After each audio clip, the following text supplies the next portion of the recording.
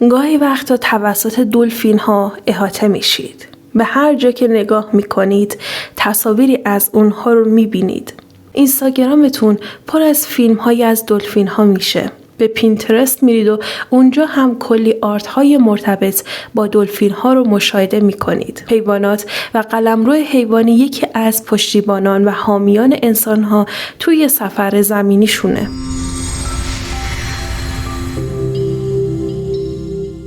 همواره اسپریت ها و روح های حیوانی بسیاری با انسان ها کار میکنن و ممکنه توی رویاهای شبانه خودتون اسپریت انیمال ها و توتم های خودتون رو ملاقات کنید. به خصوص وقتی نوبت دارک ساید و تروماهای فردی میشه، اسپریت انیمال ها بسیار چاره‌گشا هستن.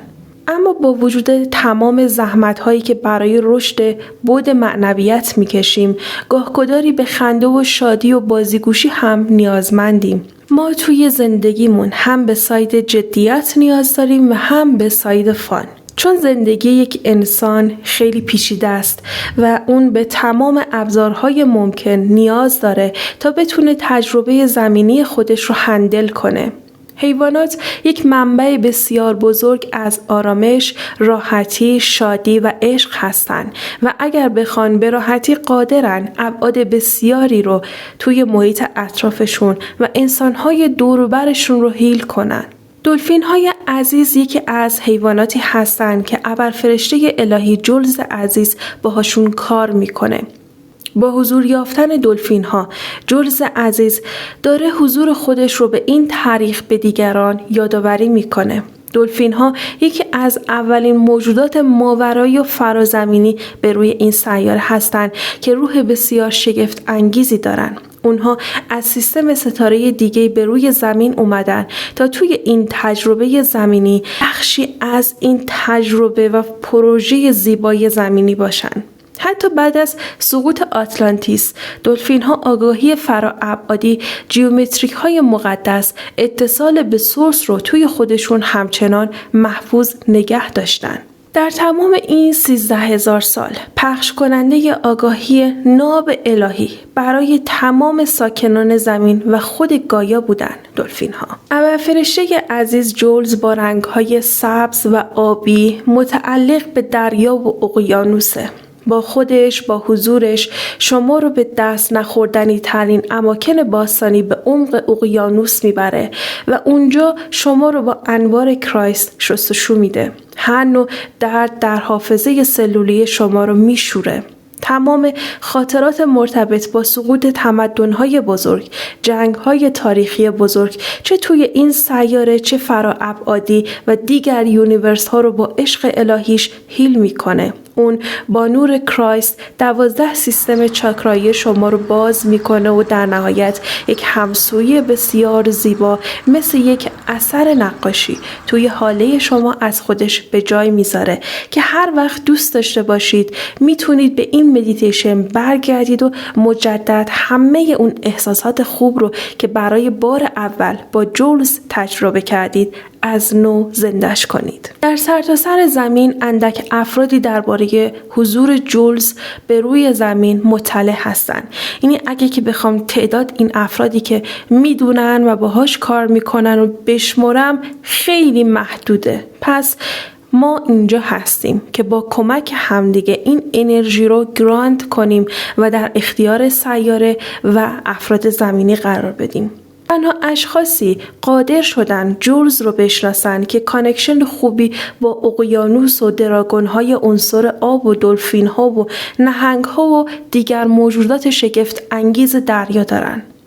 پس قدر این مدیتیشن رو بدونید و اون رو با همه وجودتون انجام بدید. دستورالعمل‌های لازمه قبل از انجام مدیتیشن: 1. لطفاً از دانلود فایل خودداری کنید. تمامی فایل ها و پادکست هایی که توی یوتیوب منتشر میشن فقط به صورت آنلاین قادر به استفاده کردن از اونها هستید و در صورت دانلود هیچ گونه خیر و برکتی برای شما نخواهد داشت. 2.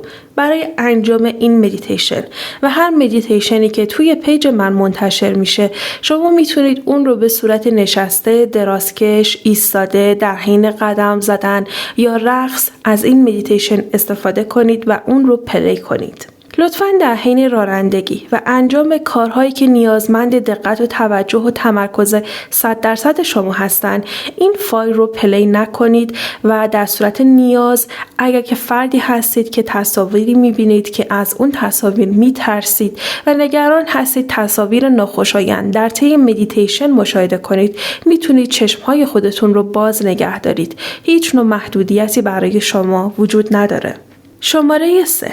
این فایل به شدت خواب‌آور و ریلکس کننده است. پس در صورت نیاز به راحتی به خواب برید و با این نیاز خودتون وارد جنگ نشید. شما حتی اگر بخوابید تاثیرات مدیتیشن در ابعاد مختلف شما وارد میشه و از برکات اون بهره مند میشید. 4. اگر دچار بیماری‌های قلبی، سر، تشنج‌های مکرر و اسکیزوفرنی هستید حتما با پزشک خودتون مشورت کنید و بعداً برای انجام مدیتیشن اقدام کنید. دلیل اینکه از شما میخوام که مراقب خودتون باشید اینه که مدیتیشن های چله ابد فرشتگان مدیتیشن های بسیار قدرتمندی هستند و برای اینکه یک سری توانایی در شما فعال بشن شما حجم زیادی از انرژی رو دریافت میکنید که در نتیجه برای برخی از افراد حالت تعب ایجاد میکنه، برخی ممکنه سردرد بگیرن، برخی فشار خونشون بالا میره و حتی ممکنه بدنشون سرد بشه، احساس کنن که دارن در طی مدیتیشن میلرزن، فرکانس به شدت بالا میره، ارتعاش به شدت بالا میره و این شدت دریافت انرژی اونقدر زیاده که برای برخی از افراد قابل تحمل نیستش. پس به بدن خودتون نگاه کنید و ببینید که آیا بدن شما قدرت دریافت این انرژی های ماجیکال الهی رو داره یا خیر و بر اساس اون تصمیم بگیرید. خب اگر که دوست من آماده هستی با من وارد مدیتیشن شو. مدیتیشن با ابرفرشته الهی جولز، فرشته حرکت یافتن با جریان‌های الهی. ابرفرشته الهی عزیزم جولز، این مدیتیشن رو به تو اختصاص میدیم تا نور رحمت هیلینگر عشق کرایست تو در تمام وجودیت ما باعث شفای ذهن، جسم، روان، روح، احساسات، گشایش‌های مالی، گشایش‌های عاطفی و هر گونه خیر و برکتی برای خودمون و همگان بشه. از تو برای حضورت سپاسگزاریم. ممنونم. شروع به آرام شدن کن. تا جایی که میتونی احساس راحتی کن. در جای خودت احساس راحتی کن. به نرمی در صورتی که دلت میخواد چشمهات رو میتونی ببندی. آگاهیت رو به سمت درون و سفر به سمت دنیای درونی فرا بخون. نفست رو احساس کن. بدنت رو تکون بده تا احساس آرامش بیشتری کنی. تا جایی که بهت حس خوبی میده نفست رو کشدار کن. آهسته نفس بکش. با بازدم‌های طولانی یک زندگی پر از رفاه، آرامش برای خودت خلق کن. هرچی جلوتر میریم نفس کشیدن یک پروسه لذت بخشتر و رضایت بخشتر میشه. تمامی عضلات، ماهیچه هایی که همکنون نیازی به استفاده کردن از اونها نیستی رو فرا میخونم تا به آرامش در بیان. بدنت سرشار از آرامش، ریلکس و سنگین. نگاهی به سرت بنداز که چطور ماهیچه ها آزاد، شل، رها میشن. آزاد شو، رها شو. مغزت وارد آرامش بخشترین حالت ممکنه خودش شده. رها، آزاد. پیشونی، ابروها، چونه، لبها، چشمها، بینی، گونه، فک، تمام عضلات سرت رو آرام و آزاد کن. به طور کامل سر و صورتت رو ریلکس کن. حس لذت بخش آزادسازی انرژی از سرت وارد گردن میشه. این انرژی به گردنت این پیام رو میده که نیازی به حفظ هیچ گونه تنشی در بدنت نیست. همه چیز رو آزاد و رها کن. نور آرامش، انرژی ریلکس بودن وارد دستها، شونه هات میشن. ریلکس شو. جلوتر برو و تمام دستهات رو به طور کامل پر از آرامش کن. آگاهانه پر از حس خوب آزادسازی و رهاسازی شو. رها کن. اجازه بده گرانش زمین تو رو سنگین و آروم کنه. آگاهی، انرژی و عشق رو به قفسه سینه و ارگانهای اون در پشت بدنت، کمرت و شکمت ارسال کن. تمام ستون فقراتت رو آزاد کن. احساسش کن که چقدر حس خوبی توی بدنت مثل یک رودخونه جاری شده و به هر جا که میرسه اونو به عشق، آرامش، پذیرش، ریلکس بودن و لحظه حال دعوت میکنه. توی زمان حال هیچ کاری برای انجام دادن وجود نداره جز ریلکس شدن. آگاهیت به پاهات انتقال پیدا میکنه. هر نوع ماهیچه و عضله‌ای به آرامش دعوت میشه و تو وارد عمیق ترین فاز سفر در یک خلسه الهی وارد میشی.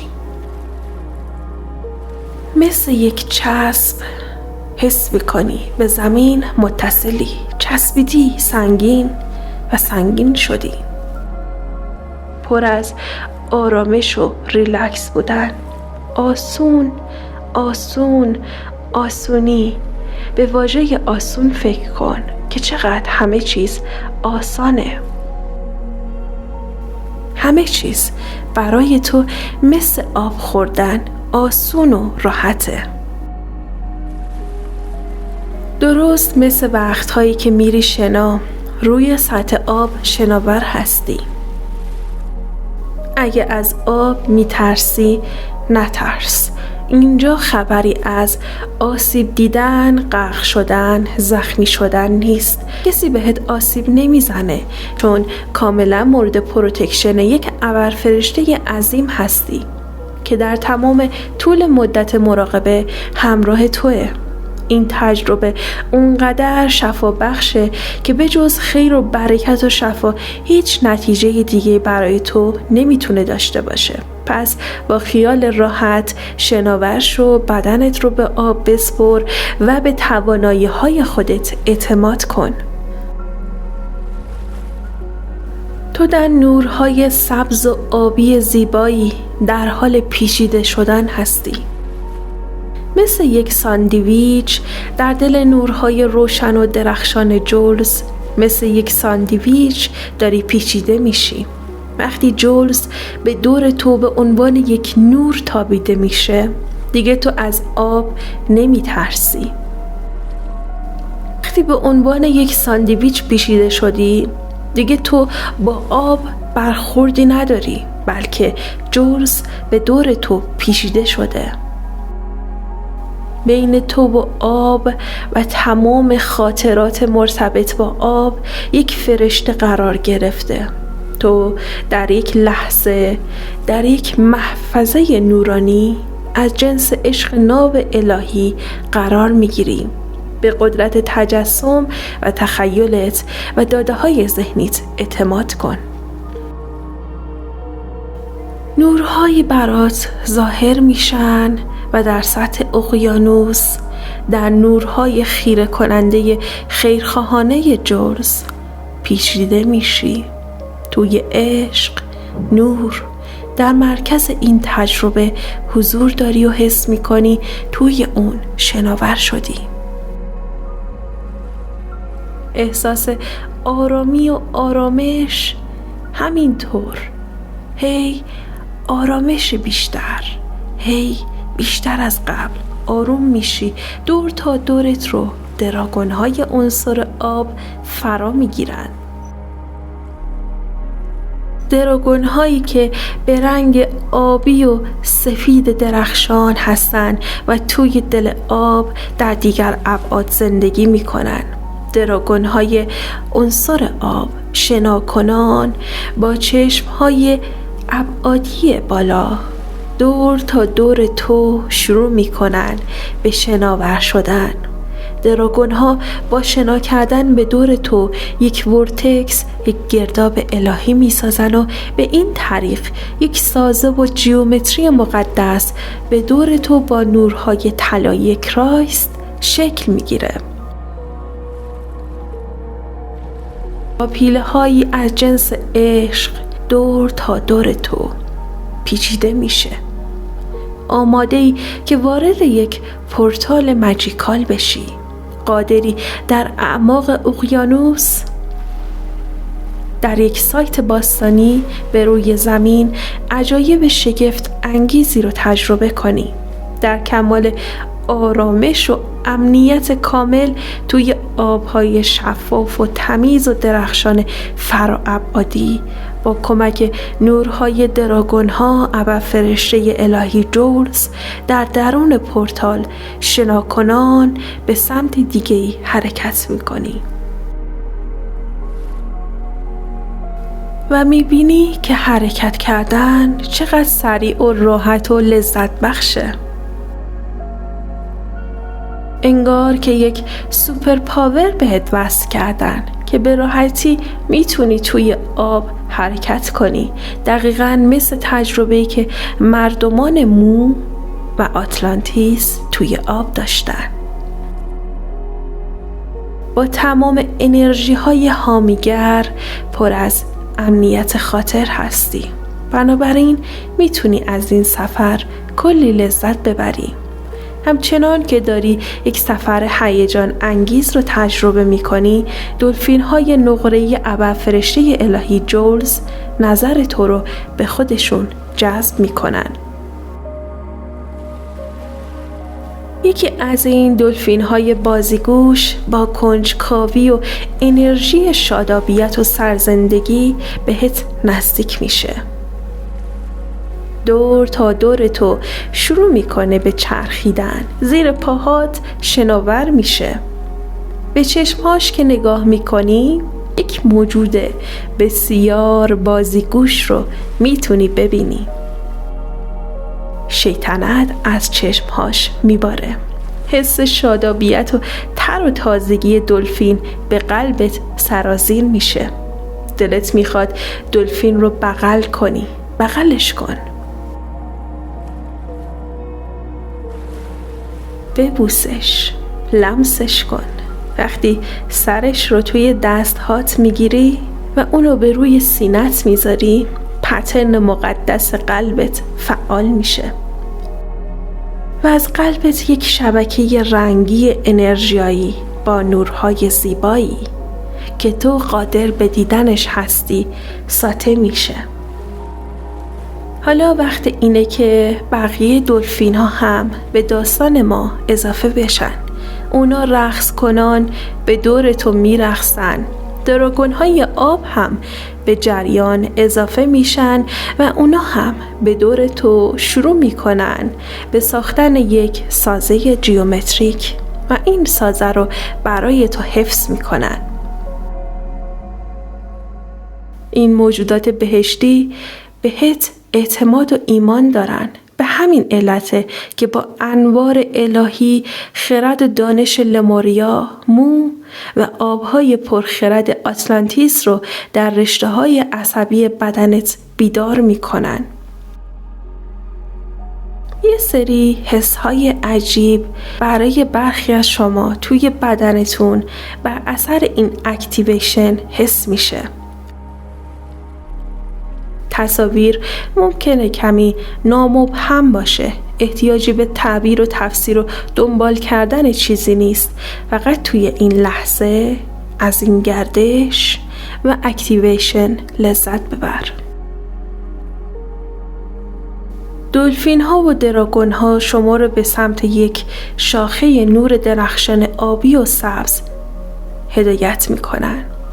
وقتی که به سمت شاخه نور میری، فرشته جولز حضور شما رو پذیرا میشه و برای شما یک فیگر به خودش میگیره. فرشته جولز یک انرژی مسکولن و مردانه است، اما با هر صورت و ظاهری، با هر شکل و شمایلی میتونه برای شما ظاهر بشه. کافیه که فقط نیازهای شما رو تشخیص بده. متوجه کانکشن های زیبایی در خودت با فرشته عزیز جولز میشی. جولز شما رو به هالو ارث وصل میکنه. اون شما رو به یک دنیای بسیار زیبا گراند میکنه که شاید الان چیزی نبینی، اما به مرور بر اثر تکرار این مدیتیشن در روزهای 9 تا 12 چله یک سری اتفاقات ماجیکال وارد زندگیت میشه. پس اعتماد کن. حالا که خوب گران شدی توی این محیط بعد 7 به اطرافت خوب نگاه کن. به این آبهای بعد 7 که توش حضور داری. ببین آیا میتونی حالا ارث رو ببینی؟ و اگر هم که ندیدی، به این سایت باستانی که پر از حضور عشق جولزه که باعث میشه رفته رفته 12 چاکرای اصلی شما پر از نور کرایست بشه دقت کن. اعتماد کن. دونستن کافیه که تو تاچ شدی، که تو توسط برکت جهان هستی تاچ شدی و این انرژی های زیبا در شما حتی اگر هم چیزی رو نبینی جریان یافته.